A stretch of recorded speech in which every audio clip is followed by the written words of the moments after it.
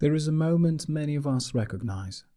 You pick up your phone for a second and suddenly 20 minutes are gone. You reach for another snack, even though you're not really hungry. You tell yourself, just one more. And somehow, it becomes a pattern. Tonight on St. John On Air, I want to explore why this happens, why we feel pulled towards certain behaviors, what role dopamine plays in this, and how we can notice the cycle early before it grows stronger. Addictive behaviors are often misunderstood. We label them as lack of discipline, lack of control. But neuroscientist Nora Volkow, who has led decades of research on addiction, explains that addiction is not simply about willpower. It involves changes in the brain's reward, motivation, and self-control systems. Tonight is not about blame. It's about understanding. Dopamine is often described as the pleasure chemical, but that's not quite accurate. Research by Berridge shows that dopamine is more strongly linked to wanting, the motivation to pursue something, rather than liking the actual pleasure we feel. It drives anticipation, it signals importance, it tells the brain, this is worth repeating. At the beginning, the behavior feels small, scrolling, snacking, checking. Each time we do it, the brain registers a reward signal. Research by Wolfram Schultz demonstrates that dopamine activity increases not only when we receive a reward, but when we begin to expect it.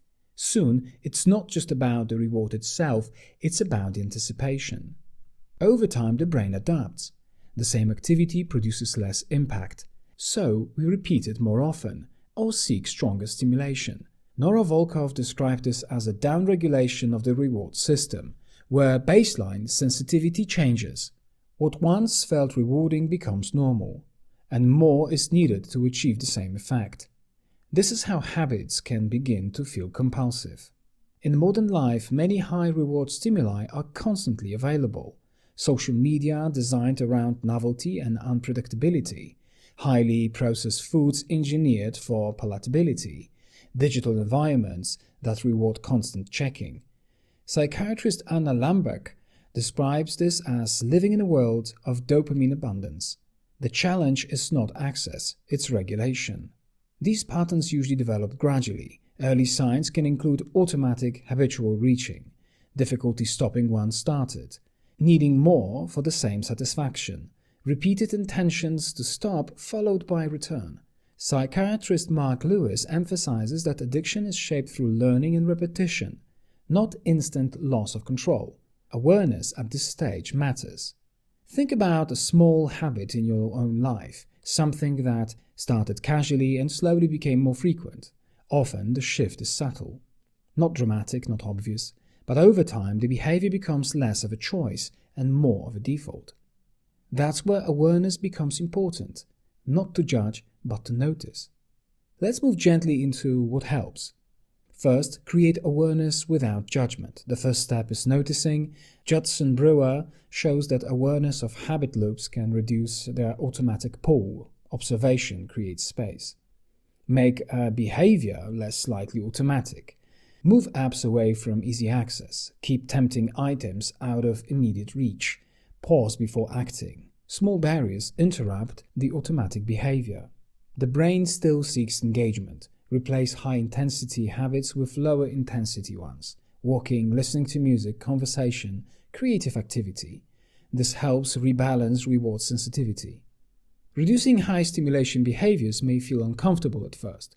As Anna Lembke explains, this discomfort is part of the brain adjusting back toward balance. It's temporary.